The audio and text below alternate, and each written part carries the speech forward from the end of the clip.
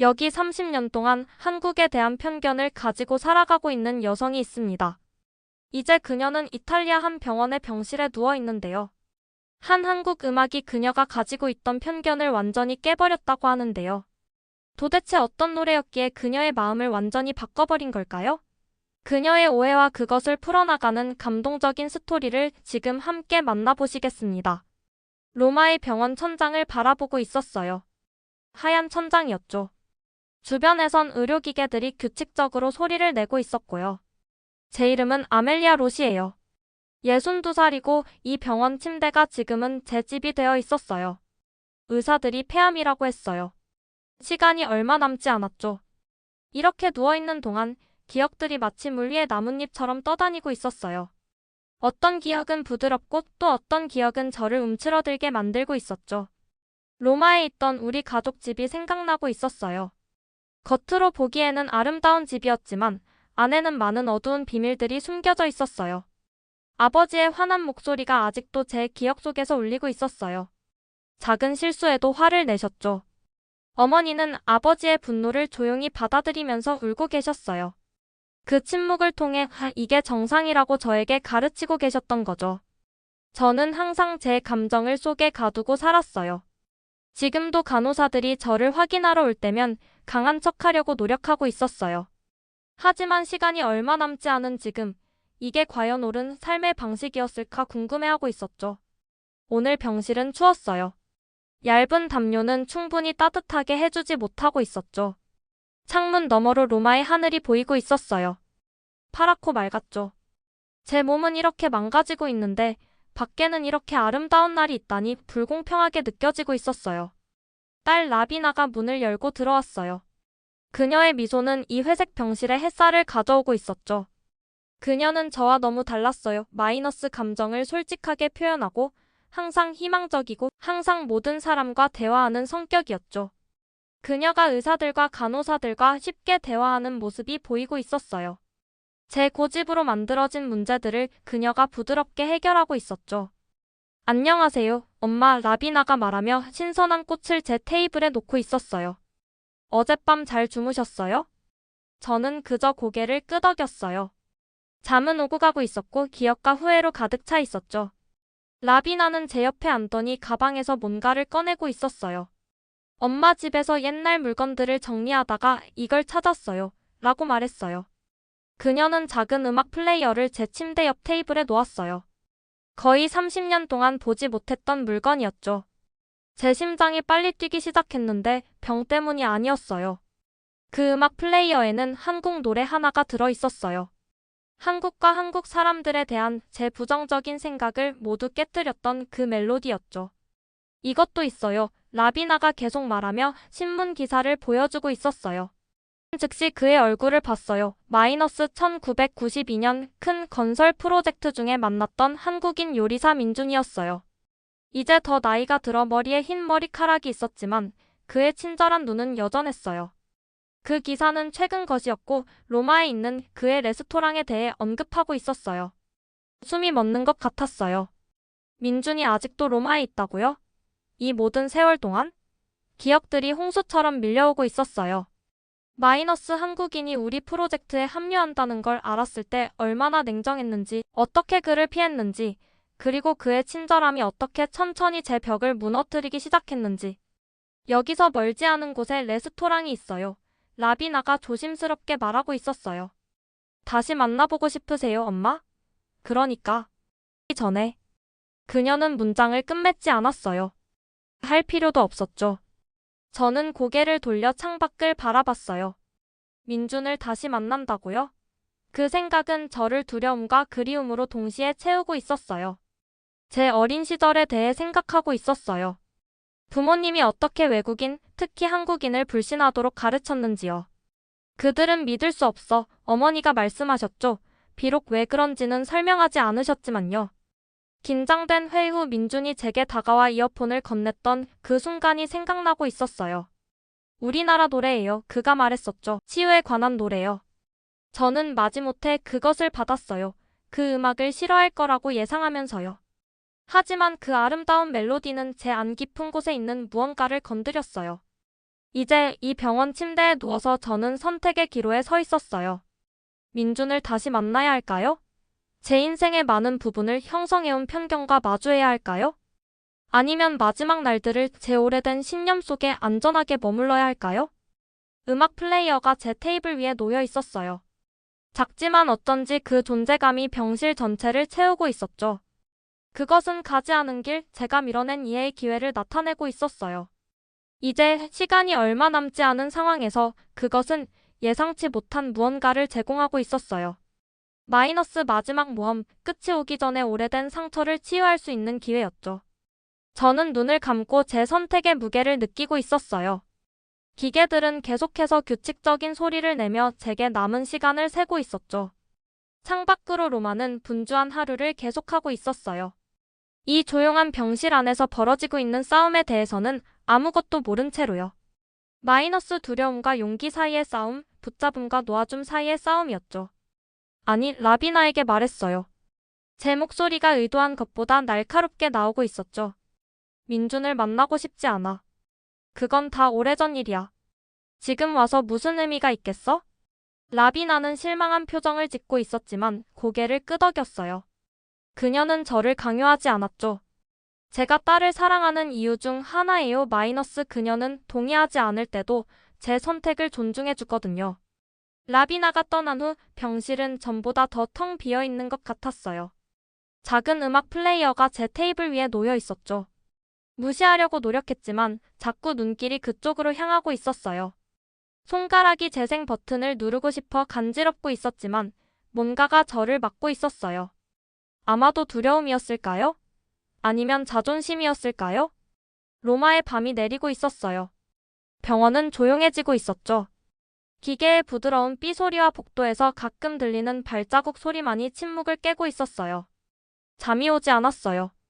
오늘 밤은 가슴의 통증이 더 심했지만 그건 암 때문만은 아니었어요.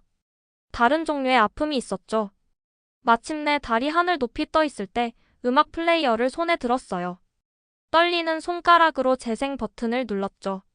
부드러운 한국어 가사가 제 방을 채우고 있었고 갑자기 1992년으로 돌아간 것 같았어요. 제 마음속에 회의실이 선명하게 보이고 있었어요. 긴 테이블, 서류 폴더들, 공기 중에 감도는 긴장감. 팔짱을 끼고 앉아 민준이 자신을 소개하는 모습을 지켜보고 있었던 게 생각났어요. 그에게 정말 차갑게 대했었죠. 너무 불공평했어요. 그가 한국인이라는 이유만으로 말 한마디 듣기도 전에 판단했었죠. 음악은 계속 부드럽지만 강렬하게 흐르고 있었어요. 그 회의 후에 민준이 제게 다가왔던 모습이 기억났어요. 그는 제 무례함에 화를 내는 대신 이어폰을 건네주었죠. 김광석이라는 가수예요. 그가 설명했었어요. 말로는 표현할 수 없을 때 희망과 치유를 노래하죠. 저는 예의상 이어폰을 받았을 뿐이었어요. 듣게 될 음악을 싫어할 거라고 예상하면서요. 하지만 그 음악은 저를 놀라게 했어요. 제 마음이 이해하는 언어로 말하고 있었죠. 비록 제 이성은 그것에 저항하고 있었지만요. 잠시 동안 제 벽이 무너졌었어요. 아침이 오고 새로운 간호사가 제 방에 들어왔어요. 그녀는 나이가 좀 있었고 회색 머리에 부드러운 손길을 가지고 있었죠. 그녀가 한국인이라는 것을 바로 알아차렸어요. 그녀는 조용하고 능숙하게 제 상태를 확인하고 있었어요. 좋은 노래네요. 그녀가 말했어요. 여전히 작게 흐르고 있는 음악을 듣고요. 어머니가 예전에 저에게 불러주시곤 했어요. 저는 얼른 음악을 껐어요. 별거 아니에요. 한국 문화를 싫어한다고 주장했던 수년 동안 한국 음악을 듣고 있던 것이 부끄러웠죠. 김 간호사 마이너스 그녀의 이름표에는 김씨라고 적혀 있었어요. 마이너스는 제 무례함에 상관하지 않는 것 같았어요. 그녀는 숙련된 솜씨로 제 베개를 조정해주고 있었죠. 음악은 치유에 도움이 돼요. 그녀는 간단히 말했어요. 다음 며칠 동안 김 간호사는 제 삶에서 변함없는 존재가 되어 있었어요. 제가 추울 때 부탁하지도 않았는데 담요를 가져다 주었죠. 통증이 줄어들도록 제 자세를 어떻게 잡아주어야 하는지도 알고 있었고요. 그녀의 차분한 태도에서 민준을 떠올리게 하는 무언가가 있었어요. 어느 날 아침 그녀가 저를 일으켜 앉히는 걸 도와주고 있을 때 물었어요. 이탈리아에 얼마나 오래 사셨어요? 그녀는 제 질문에 놀라는 듯 했지만 대답했어요. 이제 35년이 되었네요. 젊은 간호사일 때 왔어요. 힘들었나요? 저도 모르게 궁금해져서 물었어요. 새로운 나라로 이사하는 거지? 김 간호사는 천천히 고개를 끄덕였어요. 정말 힘들었죠. 많은 사람들이 저를 여기서 원하지 않았어요. 제가 한국인이라서 좋은 간호사가 될 수 없다고 생각했거든요. 그녀는 살짝 미소를 지었어요. 그들이 틀렸다는 것을 증명하기 위해 2배로 열심히 일해야 했죠. 그녀의 말은 저에게 물리적인 타격처럼 느껴지고 있었어요.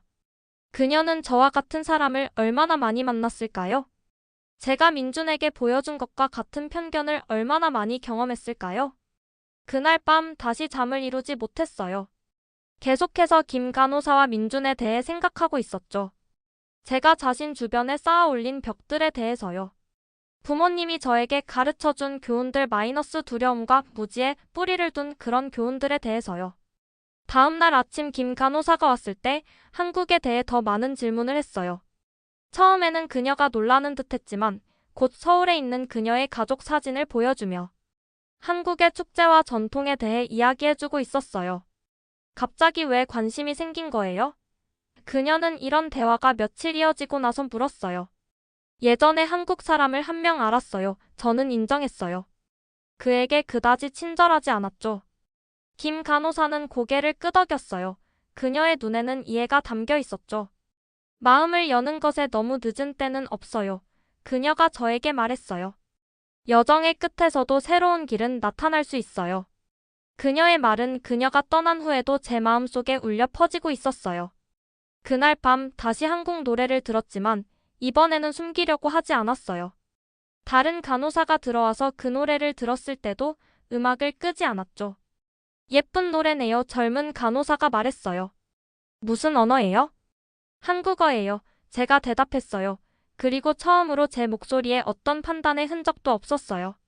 나중에 혼자 있을 때 라비나가 가져온 민준에 관한 신문 기사를 꺼냈어요. 그의 얼굴을 자세히 살펴보면서 눈가에 새로운 주름, 머리카락의 회색을 알아차리고 있었어요. 그는 한국과 이탈리아 요리를 결합한 성공적인 레스토랑을 만들었더군요.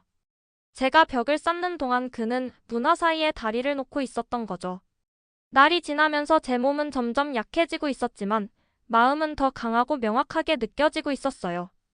김 간호사는 계속해서 저를 방문하고 있었어요. 이제는 간호사로서뿐만 아니라 거의 친구처럼요. 그녀는 저에게 한국어 구절이 담긴 작은 책을 가져와서 안녕하세요와 감사합니다를 어떻게 말하는지 가르쳐주고 있었죠. 왜 저에게 이렇게 친절하세요? 어느 날 물었어요. 그녀는 제 담요를 조정하며 부드럽고 확실한 동작으로 말했어요. 모든 사람은 친절함을 받을 자격이 있으니까요. 그녀는 간단히 말했어요. 그것이 필요하다고 생각하지 않는 사람들까지도요. 그때 저는 김 간호사가 제 예상치 못한 스승이 되었다는 것을 깨달았어요. 그녀는 저를 육체적 고통뿐만 아니라 문화적 무지에서도 인도해주고 있었죠. 그녀가 공유하는 각각의 이야기, 보여주는 각각의 사진과 함께 제가 오랫동안 가지고 있던 편견들이 금이 가고 무너지기 시작하고 있었어요. 어느 저녁 로마 위로 해가 지면서 제 창문을 통해 황금빛 빛이 비치고 있을 때 결정을 내렸어요. 다음에 라비나가 방문하면 말해줄 거예요. 이제 과거와 마주할 시간이에요. 민준을 다시 만날 시간이에요. 일주일 후 라비나에게 민준을 만나고 싶다고 말했어요. 그녀의 얼굴이 마치 해가 뜨는 것처럼 밝아지고 있었죠. 가슴 속에서는 심장이 긴장된 에너지로 두근두근 뛰고 있었어요. 30년이 지난 후 민준에게 무슨 말을 할 수 있을까요? 제가 그를 대했던 방식 이후에 어떻게 그를 마주할 수 있을까요? 의사들은 저에게 4시간 동안 병원을 떠날 수 있는 허락을 해주었어요. 그리 긴 시간처럼 들리지 않았지만 저에게는 자유처럼 느껴지고 있었죠. 라비나는 제가 입을 실제 옷을 가져왔어요. 이제 제 2번째 피부가 된 얇은 병원 가운 대신이요. 그녀는 천천히 옷을 입는 것을 도와주고 있었어요. 모든 움직임이 아팠지만 불평하지 않았죠. 이 고통은 가치가 있었으니까요. 거울을 보니 저 자신을 거의 알아볼 수 없었어요. 얼굴은 야위고 창백했죠. 한때 두껍고 검었던 머리카락은 이제 암 치료로 인해 가늘고 칙칙해져 있었어요. 볼을 만지면서 민준이 제가 누군지 알아볼 수 있을지 궁금했어요. 엄마 예쁘게 보여요, 라비나가 말하며 저를 따뜻하게 유지해 주기 위해 부드러운 스카프를 제 목에 두르고 있었어요. 그녀의 말을 믿지는 않았지만 그 친절한 말이 저에게 힘을 주고 있었어요. 민준의 레스토랑으로 가는 여정은 제게 남아있는 모든 힘을 시험하고 있었어요. 병원에서 차까지 걷는 것만으로도 숨이 가빠지고 있었죠. 로마의 분주한 거리를 지나가는 차 안에 앉아 있으니 어지러움이 느껴지고 있었어요. 하지만 눈을 계속 뜨고 있었어요. 마치 처음 보는 것처럼. 마이너스 아니면 어쩌면 마지막인 것처럼 마이너스 사랑하는 도시의 풍경을 눈에 담고 있었죠.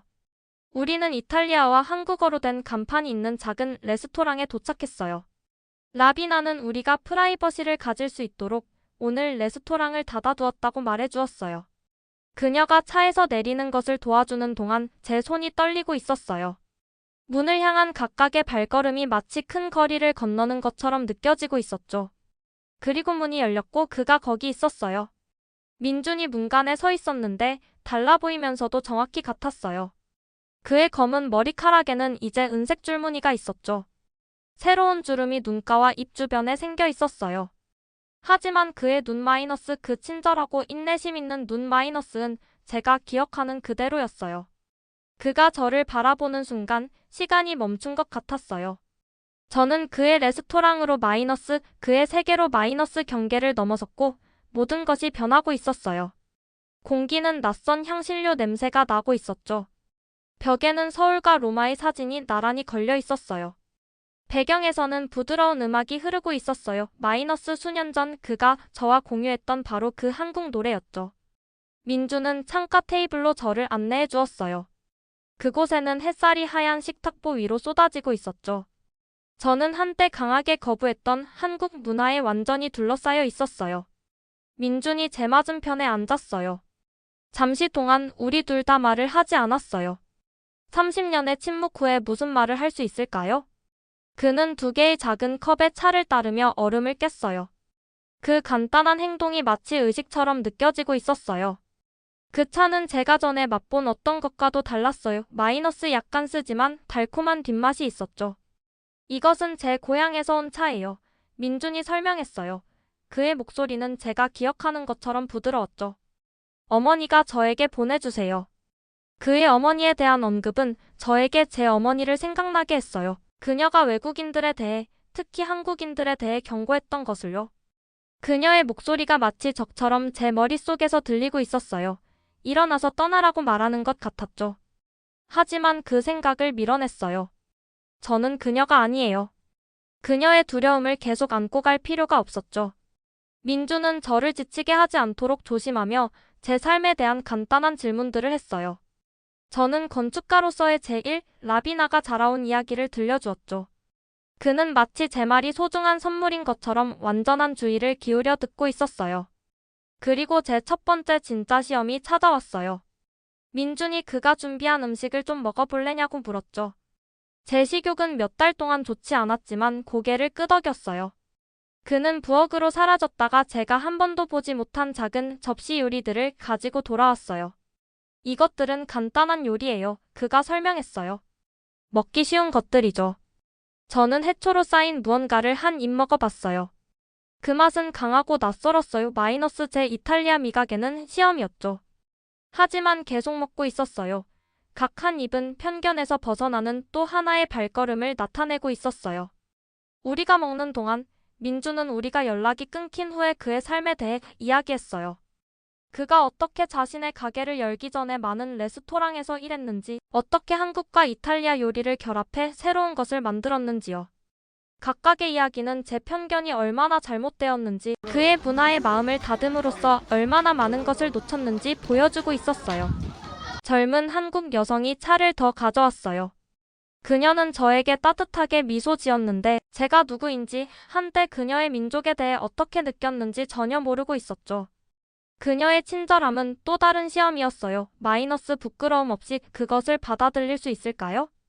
김 간호사가 가르쳐준 한국식으로 그녀에게 감사를 표했어요. 그 여성의 놀란 미소가 제 안에 무언가를 따뜻하게 해주고 있었어요. 나중에 나이든 한국 남자가 우리 테이블로 왔어요. 민준이 우리를 소개했고 그 남자는 젓가락을 제대로 잡는 법을 보여주겠다고 고집했어요. 제 손가락은 서툴고 약했지만 그는 인내심을 갖고 제 실수에 부드럽게 웃어주고 있었어요. 저도 웃고 있는 제 자신을 발견했어요. 최근 몇 달 동안 너무 드물었던 소리라 저 자신도 놀라고 있었죠. 우리가 함께 시간을 보내는 내내 제 내면의 적들이 올라오고 있는 걸 느꼈어요. 마이너스 외국인들에 대해 경고하는 어머니의 목소리, 우리 종류와 함께해야 한다는 아버지의 엄격한 규칙들, 약하거나 틀린 모습을 보이는 것에 대한 제 자신의 두려움이요. 이 목소리들은 오랫동안 저를 인도해왔어요. 그것들과 싸우는 것이 가장 어려운 시험이었죠. 민주는 저에게 벽에 걸린 사진들을 보여주고 있었어요. 마이너스 한국에 있는 그의 가족, 서울의 랜드마크들, 젊은 요리사였을 때의 그 자신이요. 각각의 이미지는 제가 한때 보기를 거부했던 세계로 향하는 창문을 열어주고 있었어요. 그가 들려주는 각 이야기는 제가 만들었던 간극을 가로지르는 다리를 놓고 있었죠. 그리고 당신 가족은요? 민준이 부드럽게 물었어요. 어머니는요? 한국인들에 대한 생각을 바꾸셨나요? 그 질문은 저에게 차가운 바람처럼 느껴졌어요. 아니요, 차를 내려다보며 인정했어요. 어머니는 항상 믿었던 것을 믿으며 돌아가셨어요. 그리고 당신은요? 민준이 물었어요. 그의 눈이 제 눈을 살피고 있었죠. 바뀌었나요? 그 질문이 우리 사이의 공중에 떠 있는 것 같았어요. 이것이 제가 넘어야 할 진짜 경계였어요. 마이너스 단지 그의 레스토랑을 방문하거나 그의 음식을 맛보는 것이 아니라 편견이 얼마나 깊이 제 삶을 형성해 왔는지, 그로 인해 얼마나 많은 것을 잃었는지 정직하게 마주하는 것이요. 저는 민준을 제가 그를 대했던 방식에도 불구하고 그의 눈에 담긴 친절함을 바라보고 있었어요. 그가 만든 아름다운 공간을, 제가 배우기를 거부했던 풍부한 문화를 보여주는 사진들을 둘러보았죠. 그리고 저는 그의 레스토랑에 앉아있은 지 1시간밖에 되지 않았지만 이미 제가 가능하다고 생각했던 것보다 더 멀리 여행했다는 것을 깨닫고 있었어요. 우리가 함께 시간을 보내는 동안 제 힘이 서서히 빠져나가고 있었어요. 레스토랑 문을 통과할 때 저를 지탱해 주었던 흥분이 이제는 빠져나가고 피곤하고 약해지고 있었죠. 민주는 즉시 알아챘어요.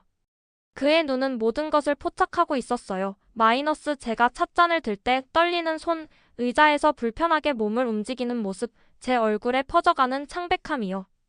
쉬셔야겠어요. 그가 저를 도우려고 일어서며 말했어요. 고개를 저었어요. 병원에서는 쉬는 것밖에 안 했으니까요.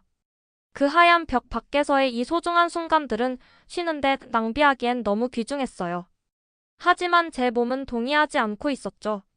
가슴에 통증이 퍼지고 있었어요. 저를 갉아먹고 있는 암을 날카롭게 상기시키는 통증이었죠. 민주는 부드럽게 저를 주방 뒤에 있는 그의 사무실의 작은 소파로 안내해 주었어요. 그 방은 작지만 아늑했어요. 사진들이 벽을 가득 채우고 있었죠. 마이너스 한국과 이탈리아, 과거와 현재, 그의 두 세계가 나란히요. 부드러운 쿠션에 몸을 기대며 그 지지에 감사함을 느끼고 있었어요. 이 조용한 방은 제 가장 큰 시련의 장소가 되고 있었어요. 신체적인 시련이 아니라 30년 동안 기다려온 감정적인 정산이었죠. 두려웠어요. 무릎 위에 제 마른 손을 바라보며 속삭였어요. 당신이나 당신 문화만이 아니라 당신이 저에게 느끼게 한 감정이 두려웠어요. 민주는 제 옆에 앉았어요. 만지지 않고 지금도 저에게 공간을 주고 있었죠. 오후의 햇살이 그의 창문을 통해 들어와 바닥에 황금빛 줄무늬를 그리고 있었어요. 처음으로 진실을 말하면서 제 목소리는 더 강해지고 있었어요. 당신은 제가 차가움을 보일 때 친절함을 보여줬어요. 제가 벽을 쌓을 때 당신은 우정을 제안했죠. 제가 틀렸다는 걸 인정하는 것보다 편견을 고수하는 게 더 쉬웠어요. 이 말들을 하는 것은 마치 수십 년 동안 짊어져온 무거운 돌들을 제거하는 것처럼 느껴지고 있었어요. 각각의 고백이 제 가슴의 무게를 덜어주고 숨쉬기가 조금씩 쉬워지고 있었죠. 민주는 생각에 잠긴 표정으로 벽에 있는 사진들을 바라보고 있었어요. 저도 두려웠어요. 그가 인정했어요. 한국에서는 서양인들이 우리를 무시한다고 배웠거든요. 이탈리아에 왔을 때 거부당할 것이라고 예상했어요. 그는 작은 미소를 지으며 저를 향해 돌아봤어요. 처음에는 당신이 제 두려움을 확인시켜 주었죠. 그 솔직함에 저는 움찔했지만 당연한 말이었어요. 하지만 그 후 당신은 음악을 들었어요.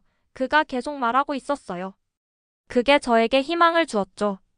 한국의 노래가 뭔가를 바꾸기에 충분해서는 안 되는데 제가 말했어요.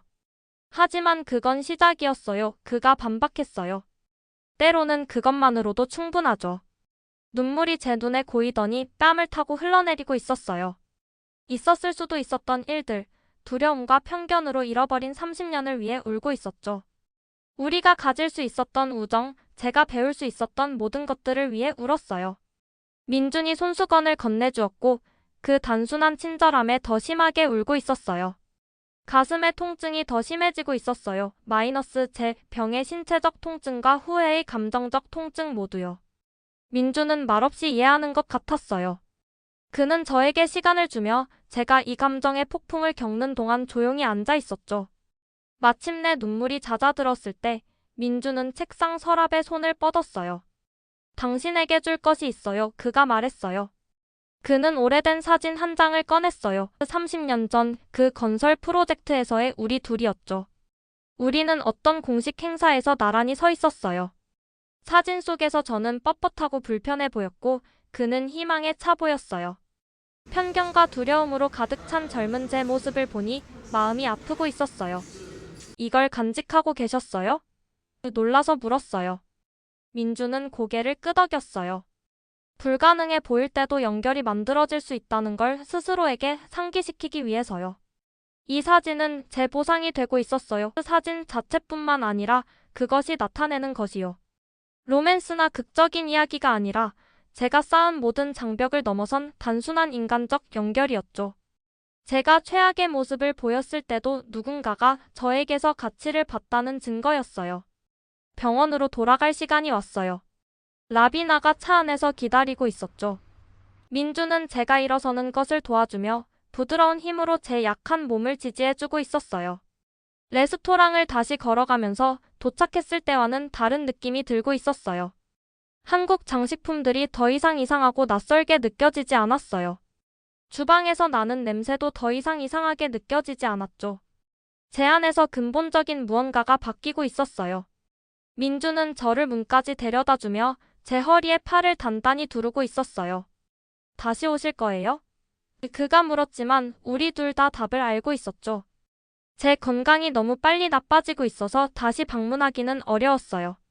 우리 둘 다 이것이 우리의 유일한 시간이라는 걸 알고 있었죠. 하지만 이것이 끝이 되길 원하지 않았어요. 아니요, 부드럽게 말했어요. 하지만 당신이 저에게 올래요? 음악을 가지고요? 그 초대에 그의 얼굴이 밝아지고 있었어요. 그는 제가 진짜 묻고 있는 것을 이해하고 있었어요. 마이너스 제 이야기가 끝나기 전에 우리의 미완성된 이야기를 완성할 기회를요. 그는 말없이 약속하듯 고개를 끄덕였어요. 라비나는 저를 차에 태우는 것을 도와주었어요. 우리가 떠날 때 레스토랑 문간에 서 있는 민준을 뒤돌아봤어요. 지는 해가 그 주변의 모든 것을 황금빛으로 물들이고 있었어요. 제 병에도 불구하고 어쩐지 더 가벼운 느낌이 들고 있었어요. 제가 그토록 오랫동안 품었던 증오와 편견은 진정으로 제 것이 아니었어요.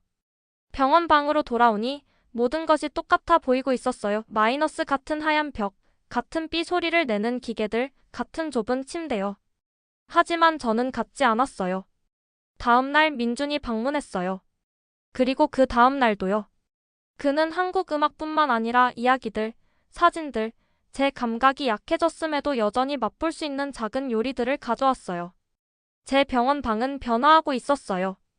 더 이상 죽음을 기다리는 장소가 아니라 문화적 벽이 무너지는 공간, 30년의 오해가 천천히 치유되는 곳이 되고 있었죠. 근처 방의 다른 환자들도 제 방문객에 대해 호기심을 갖기 시작했어요. 곧 민주는 그들에게도 그의 이야기를 나누고 있었어요. 한국인 간호사인 김 씨는 그를 볼 때 알듯 말듯한 미소를 짓고 있었어요. 마치 이재회에 일조한 것처럼요. 우리 모두가 제 마지막 밤이라고 알고 있던 날, 민주는 제 침대 옆에 앉아 있었어요. 라비나는 제 다른 쪽에 앉아 제 손을 잡고 있었죠. 모든 것을 시작했던 그 한국 노래가 배경에서 부드럽게 흐르고 있었어요. 의미가 뭐예요? 제 목소리가 약해지면서 속삭였어요. 가사요. 한 번도 몰랐어요. 민주는 부드러운 목소리로 번역해 주었어요. 길이 가장 어두워 보일 때도, 우리가 가장 외롭다고 느낄 때도 항상 찾아야 할 빛이 있어요. 눈을 감으며 제 손 위로 떨어지는 라비나의 눈물을, 제 옆에 있는 민준의 변함없는 존재를 느끼고 있었어요. 한때 저를 정의했던 편견은 녹아 사라졌어요. 그 자리에는 제 마지막 장에서 발견할 것이라고 전혀 예상하지 못했던 무언가가 있었어요. 마이너스 평화, 이해. 그리고 마음을 우리의 두려움 너머의 세계로 여는 것은 결코 늦지 않았다는 조용한 깨달음이요. 민준과 라비나를 마지막으로 한 번 더 바라봤어요. 그를 저에게 다시 데려온 제 딸, 벽을 쌓는 대신 무너뜨리는 방법을 보여준 그 남자요. 그들은 제 영약이었어요. 이 세상을 떠나기 전에 마지막 선물이었죠. 그들은 문화 간의, 사람들 간의 경계는 대부분 우리 스스로 만든 것이라는 걸 가르쳐 주었어요. 그리고 삶의 끝에서도 우리는 그것들을 무너뜨리는 것을 선택할 수 있다는 것을요. 오늘의 영상은 여기까지입니다. 오늘의 사연 재밌게 보셨다면 좋아요와 구독 꼭 부탁드릴게요.